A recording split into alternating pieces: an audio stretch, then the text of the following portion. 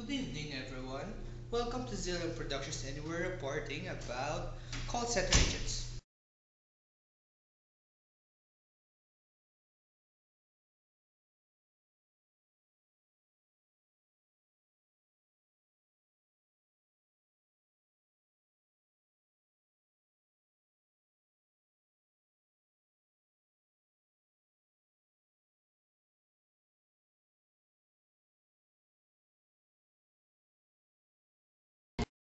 After ng college, saan na kayo, ano na work niyo? Work? Work. Yun ang nakita naman ako, diba?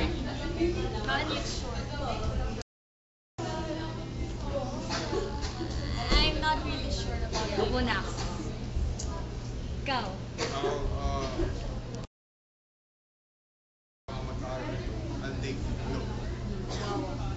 Wait lang.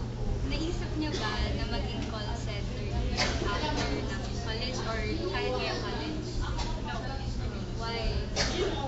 Kasi bakit tinitake ko pa yung CDA call center lang? Ikaw din ba? Same answer. Same answer. Same answer. Ano ba? Ano ba tingin niyo sa mga call center?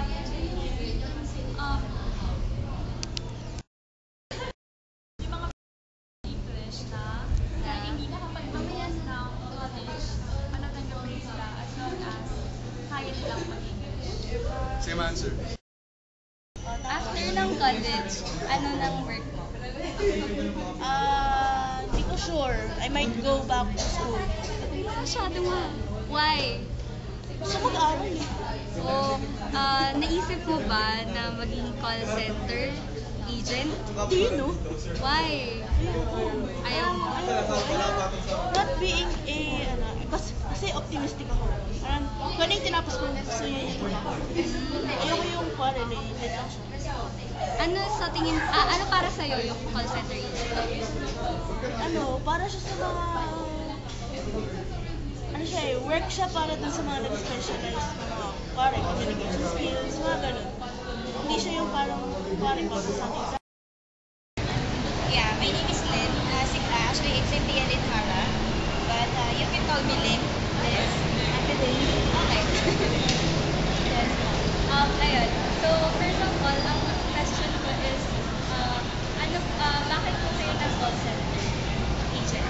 Well, technically, I don't want to work in a call center area since it's not related to my course since I'm a graduate of BS Statistics. Statistics? Yes, I am.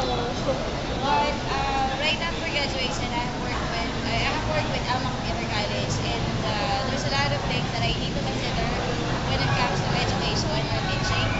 So I decided to work as a call center agent because I wanted also to be a computer engineering before. So since I have like a background in technical, I tried to apply here in Stream. Accept here in Central Services as a technical student. Yeah, so it's some kind of related to what I wanted to do since I wanted to be a technical computer engineering before. That's what we think. So, gano'ng katagal na po kayo sa call center? Running for 2 years. This coming September 27, I'll be 2 years in. Years. Wow, that's so long. And, paano yun? Mataas ba po talaga yung, sabi nila po kasi diba mataas yung sweldo pagka call center agent. So, ganun din ba po sa inyo? Basically, if you're going to compare yung sweldo mo doon sa talagang taga Pilipinas na government, take for example, government agencies. So, may difference.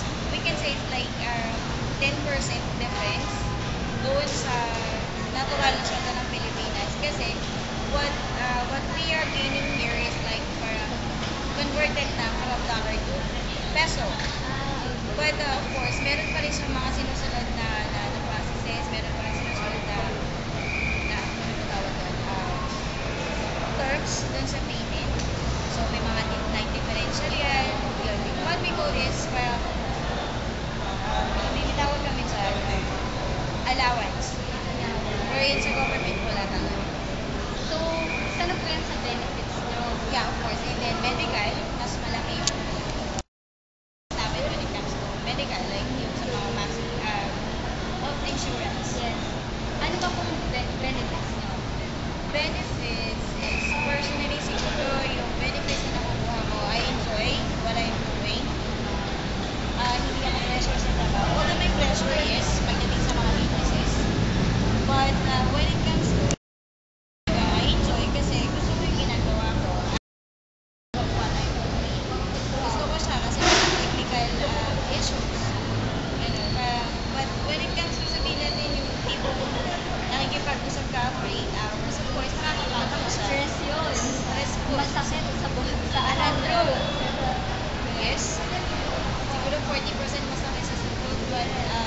when you hear something, commendations on those from your customers, it brings everything about the lahat ng hirap, sa lahat ng pagod.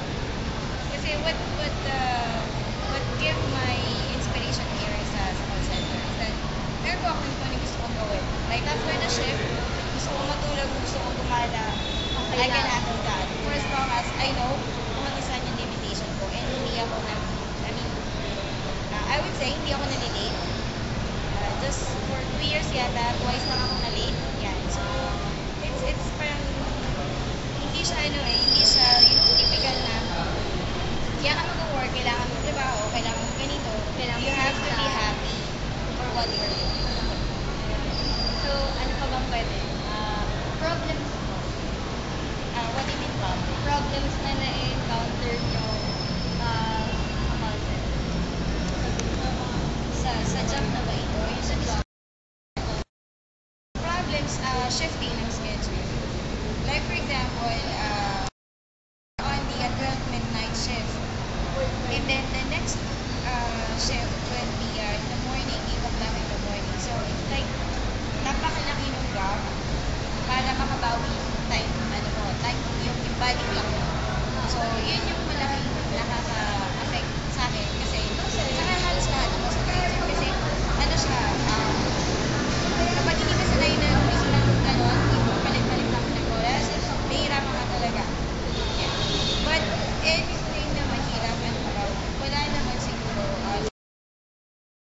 Kasi very comfortable naman siya sa office since may mga lounge na lalo pwede kang magpahinga whatever you want. At least yung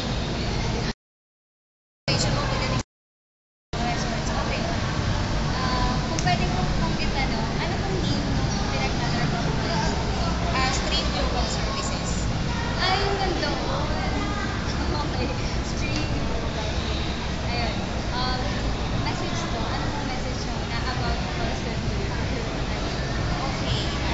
First of all, dun sa mga hindi nakakaalam, hindi na Sige mo, okay lang po yan. first, it's a friendly environment, I would say. Wanted to work with it. If the job that you're looking for is on that call center, you will be happy. But if you're looking for a kind of job na wala sa call center, you'll not be happy. So for as long as nandoon yung Passion